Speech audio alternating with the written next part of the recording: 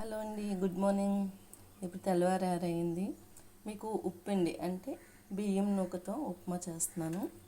ఎలా చేయాలనేది చెప్తాను.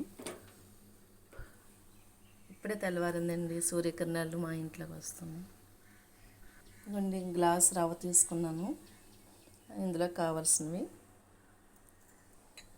ఆవాలు, పలుకులు, మినపగుళ్ళు, శనగపప్పు స్పూను, కొద్దిగా జీలకర్ర, కరివేపాకు, ఉల్లిపాయ కావాలంటే వేసుకోవచ్చు మీరు, లేకపోయినా బాగానే ఉంటుంది. 2 ఎండుమిరపకాయలు, 2 పచ్చిమిరపకాయలు. ఇది వచ్చి కొబ్బరి తురుము, సాల్టు, నెక్స్ట్ ఆయిల్. కళాయి పెట్టాను, వేడైంది.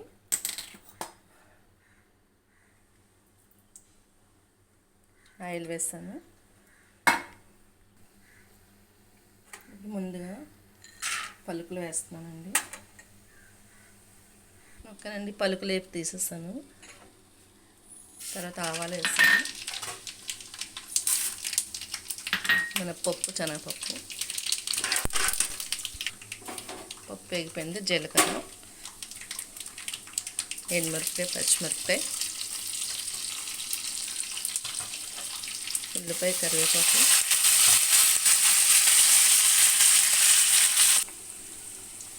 చూడండి వేగిపోయింది.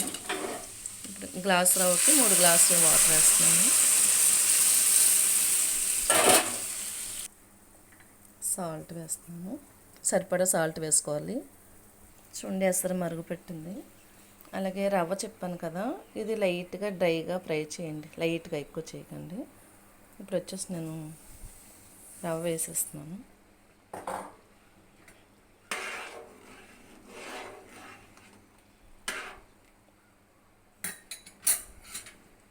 ఇప్పుడు కొబ్బరి, అలా ఉడుకుతున్నప్పుడు కొబ్బరి వేయండి. వేపినప్పుడు వేస్తే ఆయిల్ వాసన వస్తుంది, అందరు ఇష్టపడరు కదా. ఓకేనండి, మూత అయిపోయింది. కొంచెం పలుకులు వేసుకుందాం, నోటికి కమ్మగా తగులుతాయని లాస్ట్లో వేస్తాను అనమాట. పలుకులు వేసిన తర్వాత కలిపేసి 1 సెకండ్ మూత పెట్టేయండి. ఓకేనండి, వేడి వేడి ఉప్మా రెడీ.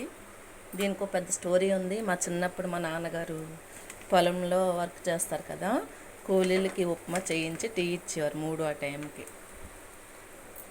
స్నాక్ లాగా. మీరు కూడా ట్రై చేయండి.